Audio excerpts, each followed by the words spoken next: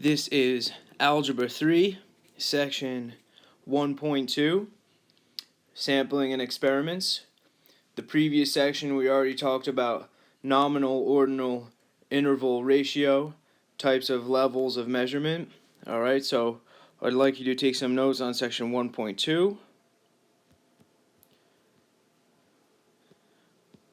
Different ways to collect data. Alright, so the first method of data collection is going to be an observation. An observational study does not affect the subject's patients or targets. Alright, there's no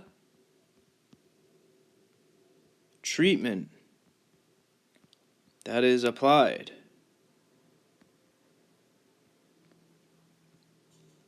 You can think of this as different from if we wanted to do a clinical trial, or there's a pharmaceutical company that wants to trial a drug, and they have to give people the clinical drug in order to see if it works.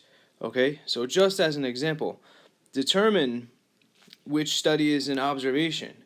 Recording hours of sleep per night for 5 adults over a 10-week period, or splitting up into a group of smokers and giving half of them a nicotine patch for 5 months to help them stop.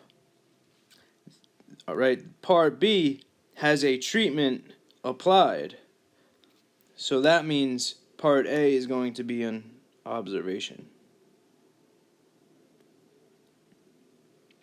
We're just watching, observing people sleep. The converse of that is going to be an experiment. If it's not an observation, we are applying some sort of treatment, it's going to be an experiment. So of 50 patients who had difficulty sleeping, 25 of them were given a placebo. A placebo is essentially a fake. But we don't tell the subjects that we're giving them a fake sugar pill. We say it's the actual drug, just to see if the clinical drug is just gives a psychological effect. So we split them up into 2 different groups. One gets a placebo, the other gets the real thing. See what happens. Experiment.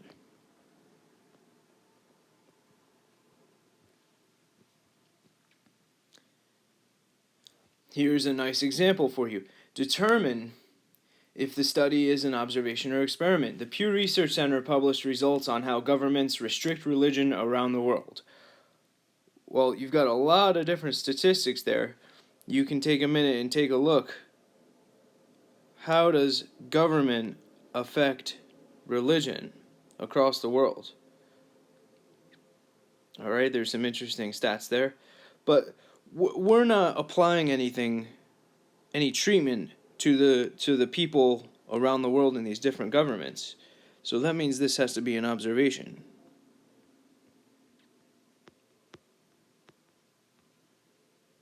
We're just collecting some data. The next part of this section, we have 5 types of sampling, different ways to collect this data. Remember that a census asks everyone every single question. We want to collect data on the entire population.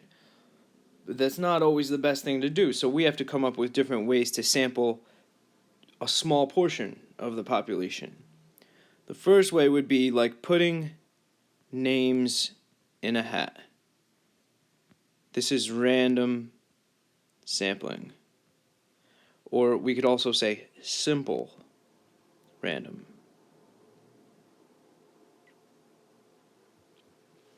Put everybody's name in a hat, get the same chance of being chosen.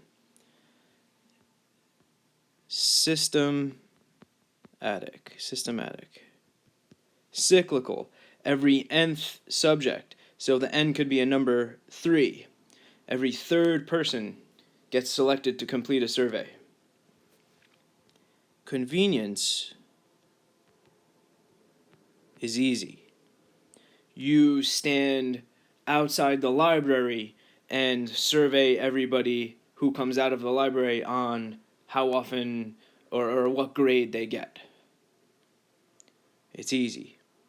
You stand outside the 7-Eleven convenience store and you ask somebody what's their favorite soda. Stratified. Divide the population into levels or categories. And then the last one, cluster. The key word for cluster is going to be geographic. And then choose all members inside that geography. So, for example, I can split up New Jersey into counties. And I could randomly select Union County and randomly select Monmouth County and survey everybody inside of that random area. Or I could divide a city into different blocks of streets and then choose all members inside of those different blocks. So classify each study by the type of sampling. You pick every third person in each row. That's going to be systematic. You stand outside the library and survey students how much time they spend studying. This is easy. It's convenient. Convenience. This particular survey may be biased, depending on the questions you are asking. If you're going to ask people coming out of the library how much they study, well, chances are they go to the library because they're studying. So of course they're going to spend a lot more time studying. You select 3 dorm rooms on a college campus and survey every student in the room. Every student inside the dorm room. That would be cluster.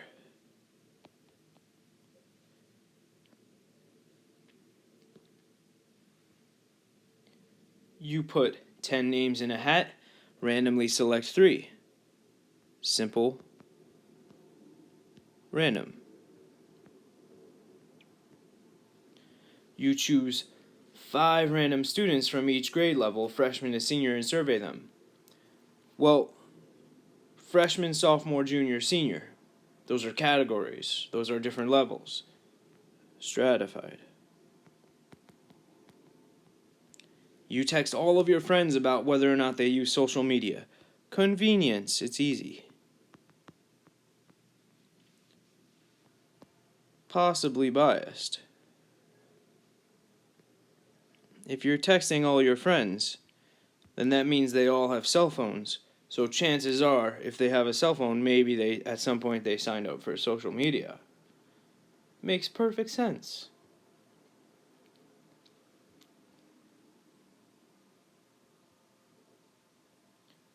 Alright, here is an example that uses real-world data. Alright, so take a moment and pause the video and see if you can determine the level of measurement, remember nominal, ordinal, interval, ratio, and then determine the survey method.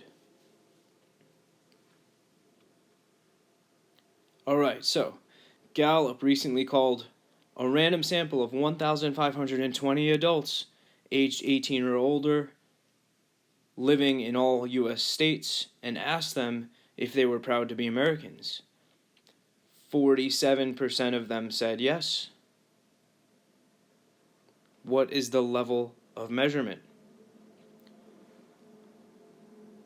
Alright, so the level of measurement here, it's definitely up for debate and you might have some good questions on this, but the level of measurement I'm going to say is nominal. Because think about the data you are collecting. Even though it says percentage figures here, for example, in 2002, about half the people were proud to be Americans, and in 2008 it was less than half. But the type of data we are getting here is a yes or no answer. So you are tallying up yeses and you're tallying up nos. That data is categorical.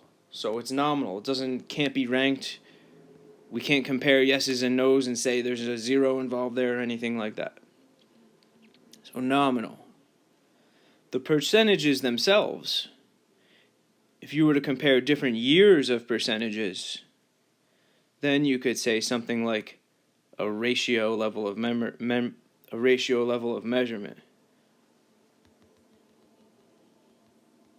Now, the survey method, well, let's look back at the information. Sample of 1,520 adults aged 18 or older living in all 50 U.S. states. It's not that they split them up into different age categories or anything, or different states. So it's not a cluster because it's all 50 states. It's not different stratified levels because it's just 18 and older. So it looks like some random collection of data. Alright, this is going to be simple, random. We all like getting those telephone calls, telemarketers. Can you complete the survey? Alright, so I'd like you to take notes on this video. Make sure that you comment on it in order to receive credit. Have a nice day.